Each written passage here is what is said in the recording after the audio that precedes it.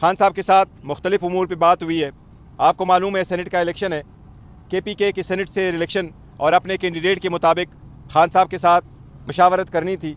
वो मशावरत कंप्लीट हो चुकी है और इंशाअल्लाह ताला आज या कल इंशाअल्लाह ताला हम अपने कैंडिडेट का फॉर्मली अनाउंसमेंट कर लेंगे। खान साहब ने वो नाम मुझे बताए हैं जिनको खान साहब ने फ़ाइनल किया है। उसके साथ साथ खान साहब ने इंस्ट्रक्शन दी है, हम KPK गवर्नमेंट में एक कमेटी बनाएंगे और वो कमेटी में मरवत साहब भी होंगे। उस कमेटी में हम सारे जितने ज़्यादतियाँ हुई है उसको तदारुक के लिए वो कमेटी सिफारिशात वज़ा करेगी। वो उन लोगों को जिनके साथ ज़्यादतियाँ हुई है उसका कैसे मदावा किया जाए उसके बारे में भी सिफारिशात होगी, और अगर लोगों ने गैर कानूनी काम किया है तो उन लोगों को कैसे हैंडल किया जाए उसके बारे में उस कमेटी की सिफारिशात इंशाअल्लाह ताला उस पर होगी। साथ साथ 23 तारीख को इंशाअल्लाह ताला 23 मार्च को पाकिस्तान तहरीक इंसाफ जलसा मुनक़्क़द करेगी। वेन्यू का और टाइमिंग का इंशाअल्लाह ताला बाद में हम फॉर्मल अनाउंस कल परसों तक इंशाअल्लाह ताला करेंगे। उसके साथ साथ हम इलेक्शन कमीशन से एक मुतालबा कर रहे हैं फॉर्मल, और वो ये कि जितने कैंडिडेट हमारे जीत चुके हैं, हम तो हुकूमत के जीत को जीत नहीं मानते, क्योंकि ये सारे वो रिज़ल्ट है जो 9 फरवरी को आए थे और फॉर्म 47 के बेस पे आए थे, ना कि फॉर्म 45 पे। लेकिन इसके बावजूद एक साजिश शुरू हो चुकी है जिसके बेस पे पाकिस्तान तहरीक इंसाफ के बेट कैंडिडेट जो जीत चुके हैं, जो आ चुके हैं, जिनके नोटिफिकेशन पहले से हो चुकी है, उन कैंडिडेट को रिकाउंटिंग के ज़रिए से उनके जीत को शिकस्त में तब्दील करने की कोशिश की जा रही है। वो कैंडिडेट जिनका नोटिफिकेशन हो चुका है, वो कैंडिडेट जिनके रिज़ल्ट कंसोलिडेट हो चुके थे, वो सारे पोलिंग एजेंटों के सामने कंसोलिडेट हो चुके थे, जिनके पोस्टल बैलेट्स काउंट हुए थे, जिनका इलेक्शन कमीशन ने नतीजा निकाल के उनका नोटिफिकेशन इशू कर दिया था। कानून के मुताबिक कंसोलिडेशन के बाद रिकाउंटिंग नहीं हो सकती। उसके बावजूद सिर्फ पाकिस्तान तहरीक इंसाफ के बे कैंडिडेट के ख़िलाफ़ वो एप्लीकेशनें अलाउ हो रही है, और कई सारे केसेस ऐसे हैं जिनकी कोशिश की जा रही है कि उनको रिकाउंटिंग में तब्दील किया जाए, जिसकी हम शदीद मजम्मत करते हैं। और हम मुतालबा करते हैं अला अदलिया से और इलेक्शन कमीशन से कि इस प्रोसेस को रोका जाए और इसकी तरफ बड़ी बदअमनी फैलेगी।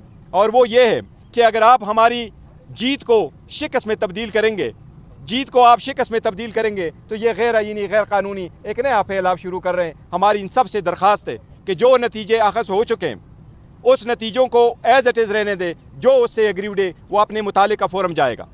साथ ही साथ आज जो reserve seat related Peshawar high court का डिसीजन आ चुका है, उस पर भी खान साहब से मशावरत हुई है और इसको इंशाअल्लाह ताला हम बहुत जल्द सुप्रीम कोर्ट में चैलेंज करेंगे। हमारी सुप्रीम कोर्ट से दरख्वास्त होगी कि इस पर जल्द लार्जर बेंच बना के इसे जल्द से जल्द फैसला किया जाए ताकि जिनका हक़ है वो उनको मिले, क्योंकि हम इस बात पे कायम हैं कि कायीन के आर्टिकल 51 के मुताबिक किसी भी पॉलिटिकल पार्टी को उसकी जीती हुई सीट से ज़्यादा रिज़र्व सीटें नहीं मिल सकती। यह जो पॉलिटिकल पार्टी को सीटें मिली हैं, हमारी 78 सीटें, ये उनकी जीते हुई सीट से ज़्यादा है, उनको एक किस्म की खैरात में दी गई है। हम सुप्रीम कोर्ट से मुतालबा करते हैं और हम इल्तिमास करते हैं, हम इल्तिजा करते हैं कि जल्द से जल्द जब हमारी पिटीशन आपके पास आ जाए, उस पर पिटीशन पे बेंच बना के इसका जल्द से फैसला हो और हमारी सीटें हमारे पास वापस आ जाए।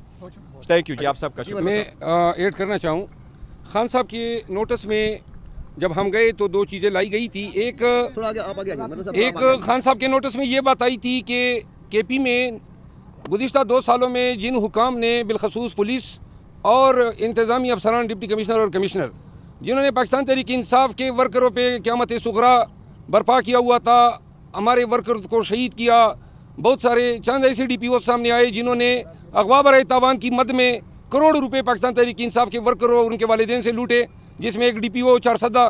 खान साहब के नोटिस में आया था कि हरीपुर के एक साबिका DPO को जिसने इस फिस्तायत और जबर में अपना हिस्सा अदा किया था उसको नवाजा गया है और PTI के दौर में उसको कुआर्ट की पोस्टिंग दी गई है।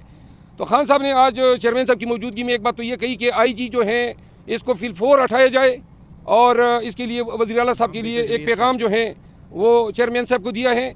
साथ में चेयरमैन PTI ने ये जिम्मेदारी मुझे तफवीज़ की है कि एक कमेटी जो है जो वज़ारत कानून, प्रोसिक्यूशन और ज़िले के पुलिस हुकाम के साथ मिल के हम तमाम केसेस का जायज़ा लेंगे। मैं उस कमेटी को हेड करूँगा और इसमें हम देखेंगे कि अगर जहाँ पे किसी अफसर ने या जुल्म किया है, अख्तियारात का नाजायज़ इस्तेमाल किया है, या किसी जुर्म का इर्तिकाब किया है, या हमारे वर्कर से बदतखोरी की है, या कोई जुर्म इन्होंने किए और उनके पर्चे दर्ज नहीं हुए, इन तमाम चीज़ों को हम हर ज़िले वाइज हम देखेंगे। जिन अफसरों ने अगर जराइम का इर्तिकाब किया है, मैं रिपीट करता हूँ, हम किसी के साथ इंतकाम की पॉलिसी नहीं अपनाएंगे। लेकिन अगर जिस अफसर ने, जिस DPO ने, DIG ने, डिप्टी कमिश्नर ने गलत 3 MPO लगाया है और अदालत ने बदनीयती की बुनियाद पर कलअदम करार दिया है, या पुलिस ने नाजायज़ पर्चे दर्ज किए हैं, या लोगों को अगवा किया, या मारा कत्ल किया है और उनके पर्चे दर्ज नहीं किए, इन तमाम चीज़ों का हिसाब होगा। और इस पे जो लोग मुलजिम बनेंगे, चाहे वो DC हो या IG हो, इन सब के खिलाफ कानूनी कार्रवाई हम रिकमेंड करेंगे। और KP की हुकूमत जो है, हमारी सिफारिशात की रोशनी में जो भी कानूनी इकदाम होगा उसके मुताबिक। आखिर में एक दफ़ा फिर रिपीट करता हूँ कि किसी भी अफसर के साथ हमारी कोई इंतकाम की पॉलिसी नहीं है, लेकिन जुर्म को हम नहीं छोड़ेंगे। जहाँ भी इन्होंने जुर्म किया होगा तो अदालत खुद इनसे निपटेगी, हमारा काम नहीं होगा। हमारा काम सिर्फ उनकी प्रोसिक्यूशन होगी, प्रोसिक्यूशन इनकी ज़रूर होगी। और जितने नाजायज़, बोगस, लघु, बेबुनियाद मुकदमे इन्होंने दायर किए हैं, वज़ारत कानून में हम इनको देखेंगे। जहाँ पे मुकदमे वापस लेने होंगे हम वापस लेंगे, जहाँ मुकदमे तफ्तीश में नाकिस है वो पुलिस खुद विड्रा करेगी।